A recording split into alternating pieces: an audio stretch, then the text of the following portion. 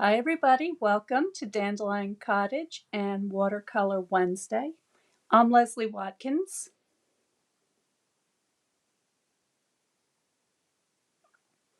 So how are you all today? I'm kind of excited because it's June 1st and the gardens have been going full tilt. Everything's growing so fast this year. We've had a lot of warm weather and plenty, excuse me, plenty of rain, and so things are just taking off. I've been busy working in the vegetable garden. We've got tomatoes in, all kinds of other veggies. There are the garlic is way up. That was planted in the fall. We've got parsley in. We've got some of the colder weather crops like kale and cabbage and that sort of thing. So everything's underway. The grapevines are prolific. The chickens are doing really well, and I just get very excited by nature this time of year. And June 1st, 2022, coincides with International Nature Journaling Week. So I wanted to talk a little bit about nature journaling.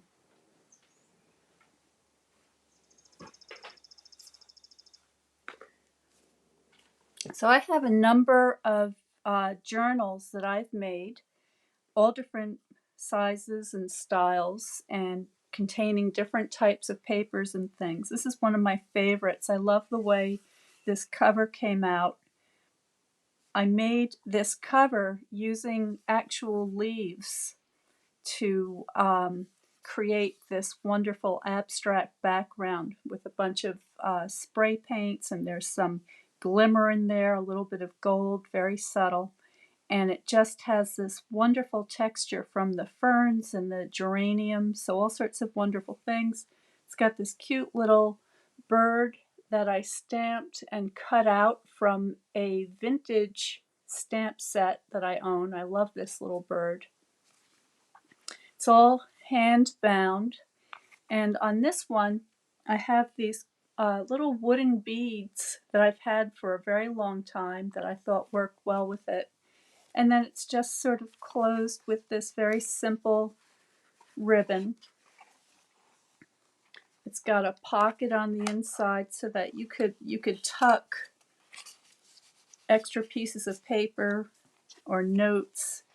And this one contains very nice smooth paper that is fine for pencil sketching and for writing. So typically a nature journal is used to record your thoughts, your inspirations. You could put some poetry if you like poetry. It's not necessarily meant to be shared with anybody else, although you could do that whenever you'd like. Really, it's just something for you to be able to sort of collect your thoughts, go outside, be in the sunshine, fresh air, and see what happens. I have a little chipmunk that comes to my back door. He sometimes hears me when I'm at the computer or if I'm making coffee in the kitchen, and he'll let me know that he's ready for a nut. And so he's got me trained. Every day I go out there and I give him a little piece of walnut.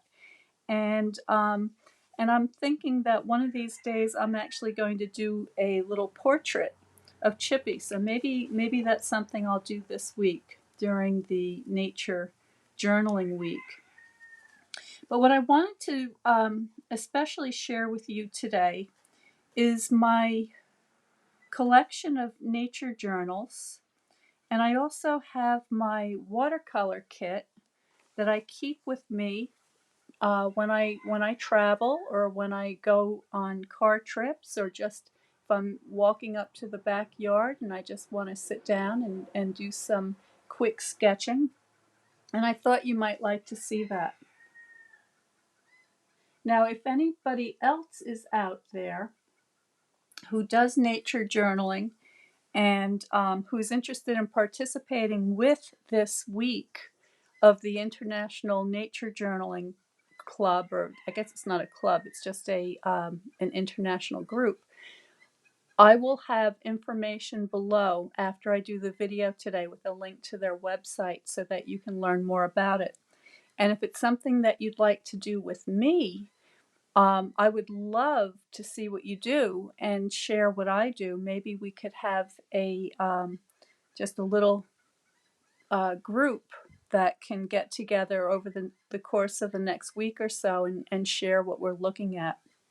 I also have a gardening journal event that you may be interested coming up in a couple of weeks or so. So stay tuned for that. So this is one very simple, very easy to make nature journal. Here's another one that's very much like it. This is even more simple. This is just a piece of cardstock with rounded edges, simple pamphlet stitch, and of course you can decorate the cover however you like. This is a sketchbook that I made by upcycling an old book that I found at the book fair. And if you look, I think the light will catch, it's got this beautiful rose sort of embossing on the cloth cover. And what I did was I just changed the front cover. I added a little bit of ribbon on the spine, and I've got a dangle here that has some pretty roses and leaves and flowers. And this book I thought I would use to record the roses that I have growing in my garden. So I've got a little bookmark here with one of my peacock feathers. I've got a little watercolor rose here that I cut out so that it makes a little shape against this flap on the cover. And this is another tuck spot, and I've added some rose patterned end papers to the book. This is paper lace along the edge.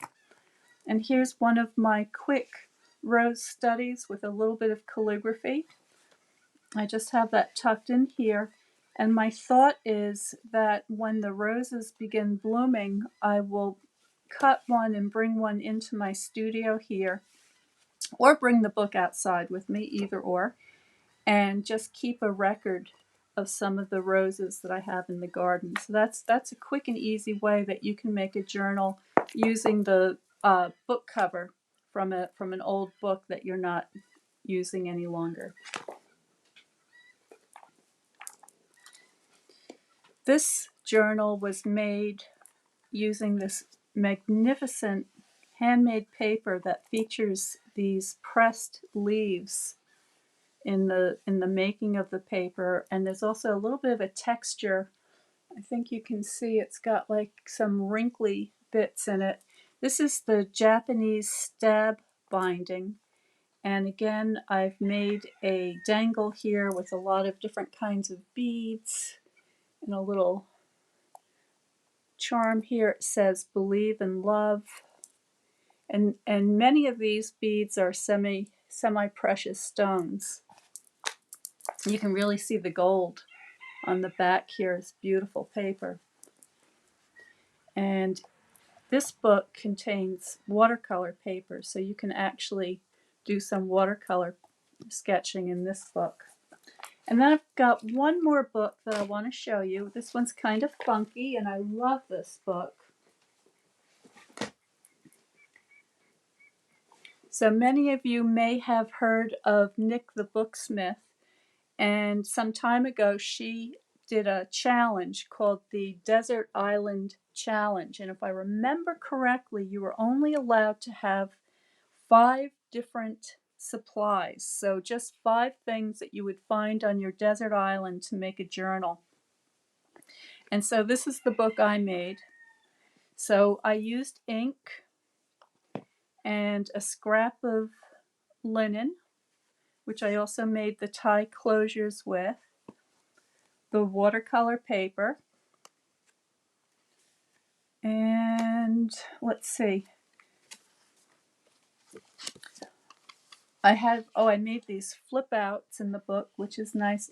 I used now that I'm thinking about it, I actually pulled out threads from the linen to make the thread to bind the book with. So very, very simple. Oh, and I guess there must have been a little bit of glue to adhere the cover image onto the cover. I made some beads using the same watercolor paper, just wound those up. So I really like this this sketchbook, and this has my favorite watercolor paper in it. This is 90-pound smooth watercolor paper, hot press. And why I like that paper is because the hot press paper will not, well, it allows you to get a lot more detail in your drawing and your sketching, whereas the cold press has more of a tooth, more of a texture to it. And I actually do have an example of the cold press paper here. This is a kind of a 90-pound cold press Arches watercolor paper sketchbook that I sell at my watercolor classes. And it's got a really sturdy, tough black cover that will withstand a lot of abuse. The cover can be decorated or heat embossed or painted on, whatever you like to do to decorate it, or keep it just plain. It's held closed with a black ribbon, and inside you have these beautiful big sheets of the cold pressed paper, and I don't know that you're going to be able to see the texture, but it does have a definite tooth to it, which is really nice when you're doing landscape painting. And this format was kind of designed for taking the book out and doing landscape painting. But of course, you could use it for nature studies as well. If you're interested in one of these sketchbooks, I do have a few left over.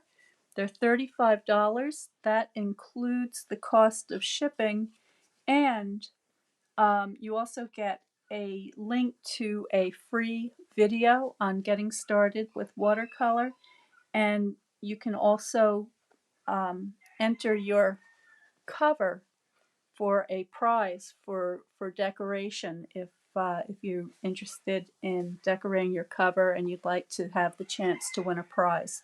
So I'll have more about that below.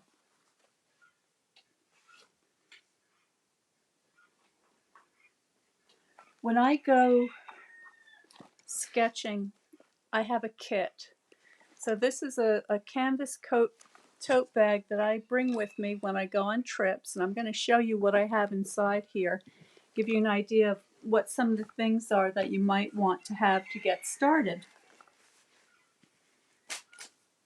So I have a commercial sketchbook, and this is a spiral bound book, and I like this because it will take a light wash and it has a nice proportion, and it's just a really handy little sketchbook to have when you're out of doors and you don't have a lot of time to paint. You just want to capture some quick notes or whatever.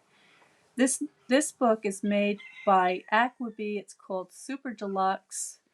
It's a heavyweight drawing paper, and it says for use with wet and dry media, neutral pH, archival quality, and the measurement is 9 by 6 inches, and it's 93-pound paper. So this is really kind of ideal. Also in my kit, I've got a couple of boards, so I can mount a piece of paper onto a board if I'm using some paper that I've already pre-torn up. So for example, I get my watercolor paper in large sheets. Oh, I've got a quick lesson in color mixing here. I didn't know that was in there. So here you see a couple of color wheels. You see some value strips. You see the movement of light on a sphere. some neutral tones. So that's kind of interesting. But what I would do is I would take a pre-torn piece of paper like this, and I would just clip this onto the board. Or if I wanted to have a white edge, I have some tape here, some artist's tape that I could just tape down the edges with, and then I would go ahead and do my study.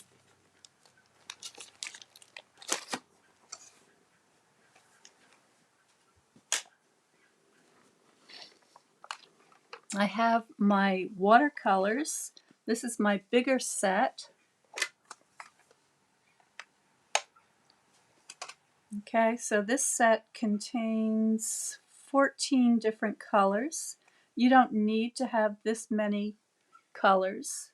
Okay, I also have a smaller set, and really this is the one that I use most often.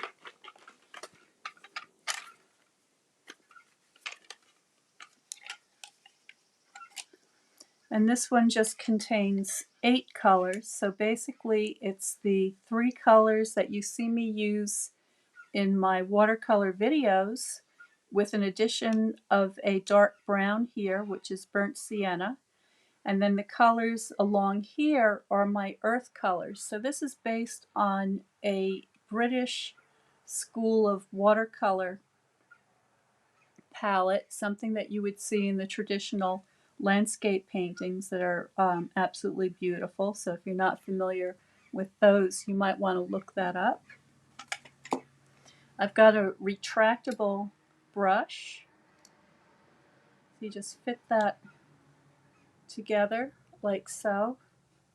Let's see if I can give you a better look at that. There you go. So the brush comes apart to protect the tip in this nice little case, and that fits perfectly inside my smaller watercolor kit.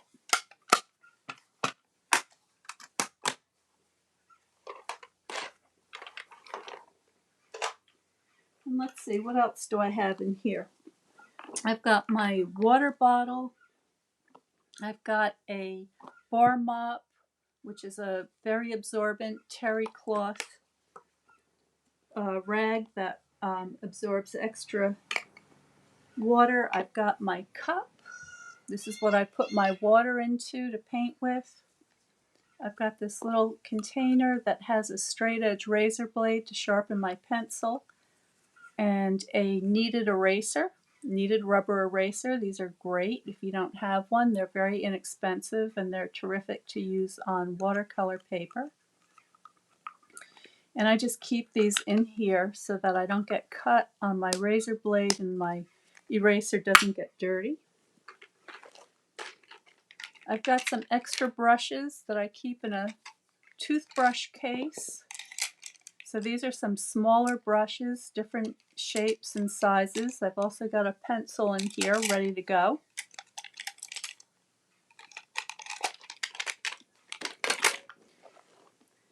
I've got my hat. Very important to have a hat with a brim to keep the sun out of your eyes. This makes a big difference. This is just a little baseball cap, but if you have a big hat like a straw hat, that's absolutely perfect.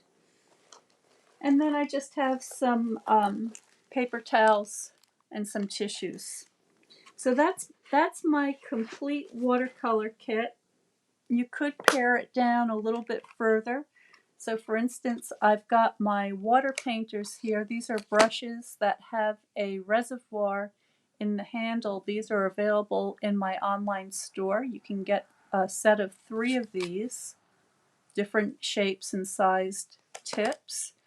And if you just wanted to go out very quickly and do a fast study, you could use one of these without having to carry your water or your water container with you, so that makes it a little bit easier. And the last thing I want to share with you is just an idea of how you might want to use your sketchbook. So I have a handful of nature studies that I've done fairly recently. So some of them I've made into cards. So here's an example of a study of a dandelion plant. Okay, and then here I have a study that I did of a honeybee. I did this for the honeybee journal that I was working on a month or two ago. So this is an example of a great way to do a nature study and look very closely at what you find out in your backyard or your park. Here's an example of a hummingbird.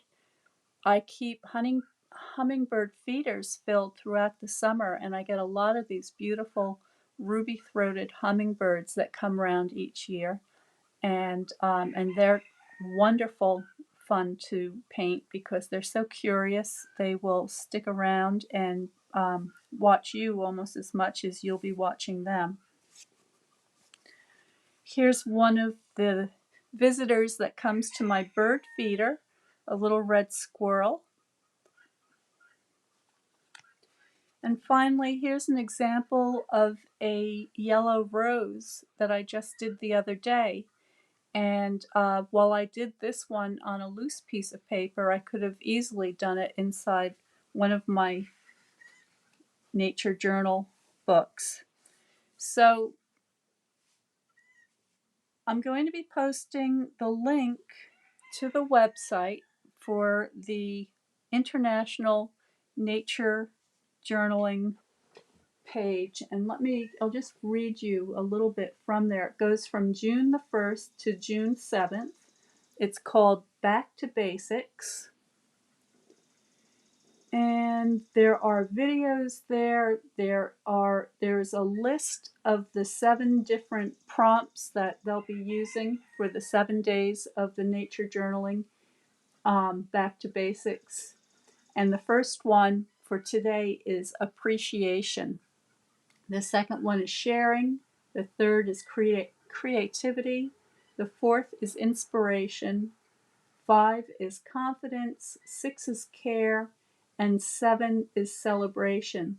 So there'll be a lot more information about all of those different things on the website. And there's also a blog where you can share what you do with everybody else. So that sounds like it's going to be a lot of fun. And if that's something that you'd like to do with me, let me know. We can keep our own page on the Dandelion Cottage Paper Pals page where we can record our paintings. And if you're not a member of the Paper Pals, let me know and I will send you an invitation. So that's what I've got for you today. I'm hoping that I will inspire you to get ready for a complete season of watercolor painting and close observation of nature. If you've got any questions, go ahead and post them in the comments below and I'll do my best to answer them. And stay tuned for seeing more of what I do with the nature journaling this week.